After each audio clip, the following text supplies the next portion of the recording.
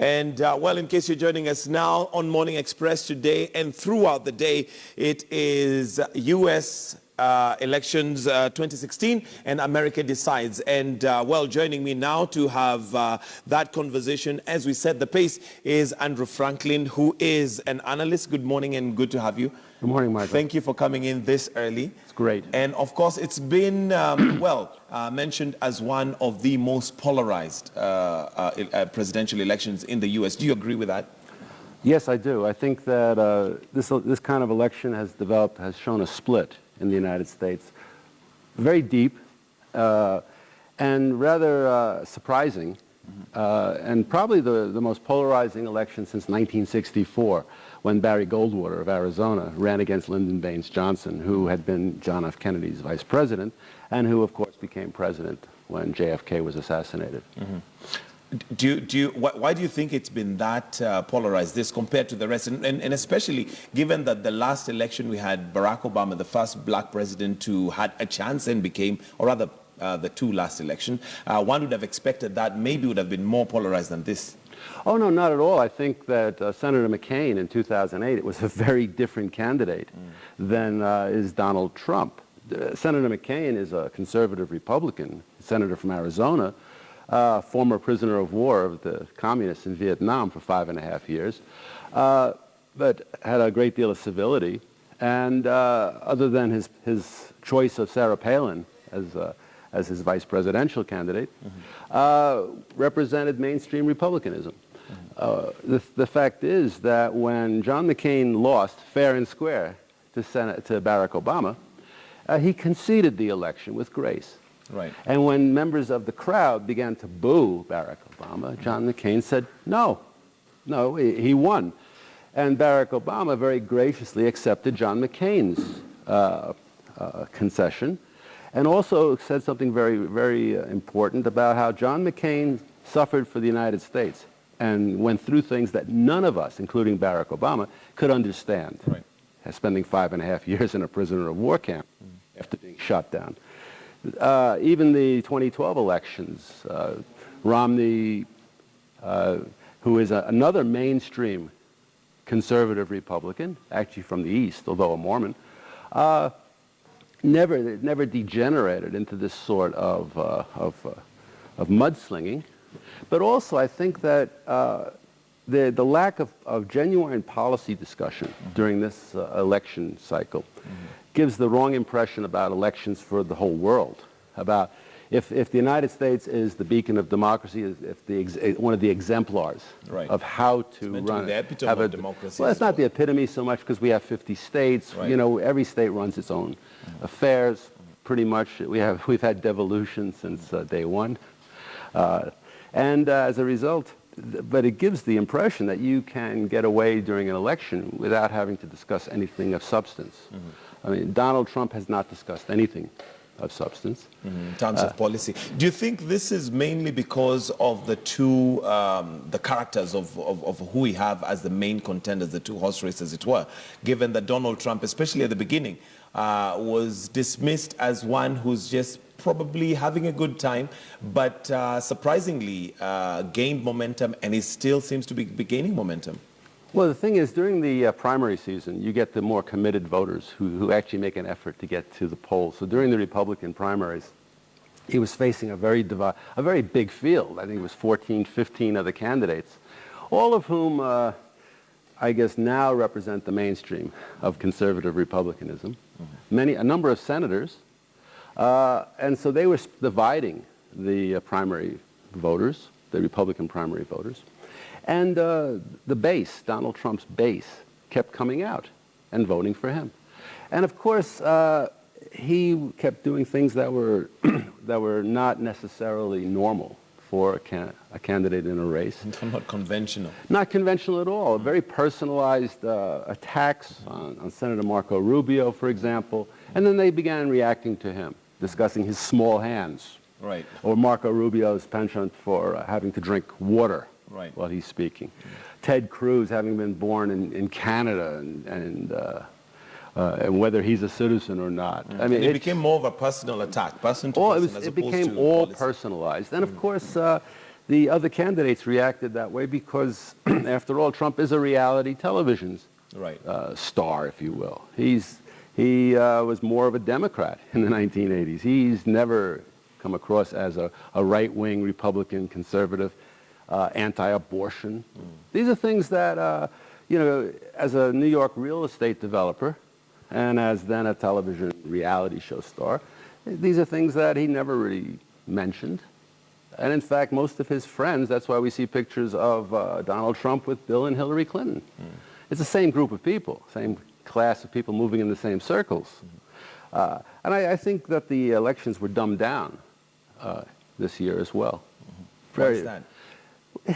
You know, it's all sound bites now. And I think a lot of that has to do with our 24-hour-a-day, 7-day-a-week cable news cycle and the multiplication of news shows and news channels. Right. And they are also, some of the news shows, so-called news channels, are overtly partisan. Fox News, for example. All right. Now, one would have thought it ridiculous for somebody with the tone that Donald Trump has had all along. And this is not just after he started vying for president. Even before, he was very brash and, you know, literally very unconventional. But here we are today discussing him as one of a potential president of the United States, 44th president of the United States. What do you think that represents when it comes to the electorate? What is the electorate saying when they choose somebody like Donald Trump, despite the fact the world would never have imagined that he'd be president? Well, the world doesn't live in the United States. And I think that the electorate that will be voting for Donald Trump is angry. It's not happy with what the perception of where America is going or has gone. It's obviously not focusing on economics, on economic recovery. Right. In fact, I also blame the ability, you know, the Facebook type of generation or the Twitter generation. Social media generation. The social media generation, and obviously I must not be there. But the fact is, you can become famous or infamous in no time at all, Right. and things can go up and get out to the public that have no basis in fact, and yet by the time they are debunked, people believe them, and which is not abnormal, except that it happens much faster now. Right. And the effect is global. That's why we're sitting here in Nairobi, 8 hours ahead of the East Coast of the United States, discussing American elections. Right. Okay, so looking now at Hillary Clinton, again, she also has a lot of baggage that she brings on board. And it looks to me, and I don't know what your thoughts are, like Americans are choosing between who has less controversy as opposed to who is a better leader. Now, I think Americans will be choosing between the least worst of the two candidates. Although if Hillary Clinton did not have the baggage of Bill Clinton, quite frankly, she would actually have a fairly clean image, a very clean-cut personality. Despite the fact that, you know, she had the issue with the emails and the FBI being on her back, although now they've cleared her, that she's not, she didn't do anything criminal. Well, actually, Michael, you've raised a very interesting issue. That's something that I haven't seen in the United States. And although I've lived here for 35 years, but under J. Edgar Hoover, the FBI was very political. Under J. Edgar Hoover, who was the longest-serving head of the Federal Bureau of Investigation, there were files kept on politicians. There were files kept on so-called radicals. There were teams of agents assigned to follow Martin Luther King. During the Vietnam War era, which was a very polarizing time in the United States, where it almost felt as if we were on the cusp of a revolution by 1972, there were lots of things going on that were not so above board. The FBI coming out and making statements 10 days prior to the election, this is very unusual. This is not something that you would expect. And isn't there a law in the United States that a federal agent cannot make a statement which would potentially change the way people would vote? No, it's not that close. I mean, it's not that sort of connection. I think that Comey broached the subject in a way that he knew he would not be held personally liable, that he was doing his job. And that in itself also is something we haven't seen in the United States. That is this ability to stand behind a regulation or stand behind your job and be doing your job. And yet, any rational, logical person would understand that something that you could be influencing people's opinion. I don't know what the motivation was. I find it very surprising. The FBI has not been working against Barack Obama for the last 8 years. So I mean, it's not as if we have a situation as we had under J. Edgar Hoover. But either way, it seems to have worked against the FBI, because if you look at it from Clinton's perspective, of course the timing is very suspect. But on the other hand, now that they've cleared her, Donald Trump comes out and says, well, this is rigged, and I'm sure they did not go through 8,000 emails in 24 hours. Well, he's saying things about 650,000 emails, and, you know, as if somebody's going to sit there and read every last word. I'm not entirely certain that, you know, whether anyone's paying attention to the details, and there is the problem. These were in the details. Well, these are emails that were not even on her private server, which is in fact an egregious error in judgment on her part, and leads to any number of speculations as to the motivation of keeping a private server in the basement of your home in Chappaqua, New York. These were on somebody else's computer. This was her aide, whose husband, another piece of baggage, Mr. Weiner, is under investigation for sexting underage girls. Right. But so this is almost like the CCs I might send you, Michael. All right, now we're going back to Donald Trump and the fact that, of course, he has many things other than just his language, and the fact that, especially in America, his language and tone towards women, which of course has worked negative against him. Do you think he would even, I mean, one would not imagine he'd be able to recover from that kind of scandal? Well, he's actually he just shook it all off, and I don't think that I think the conventional notion that everybody's on board with a rather liberal agenda is not true. I think that gender awareness or sensitivity in the United States is not as widespread as some people might want to believe, as certain people overseas would point to as Sodom and Gomorrah in North America. So I do find it rather appalling that the most blatant and disgusting sorts of statements, not just one, not just two, not just something said, you know, as an incident of road rage, as I might say here in traffic. Right. It's all on record. He refers to it as locker room talk, but well, it's there's a consistency in that. Remember, there was a time during an interview he referred in a very negative manner to one of the ladies who was interviewing him. So it's not a one-off. Well, that's true, and and the notion of locker room talk, I never heard that in a locker room at headquarters Marine Corps. Okay. So your thoughts possibly on what we should expect of the election? Well, I think as far as we're focusing, of course, on the presidential election, that's the big show. I think the real results that will have far-reaching consequences is what happens in what are referred to as down-ticket elections. That is the Senate elections for Congress. There are elections for governors. If the Republicans lose the Senate, which is a great possibility, particularly as a number of the senators who are running for re-election, John McCain, Marco Rubio, and others, are not Trump supporters, which means that people who come out and vote for Trump may just vote president and go home. We've seen that here.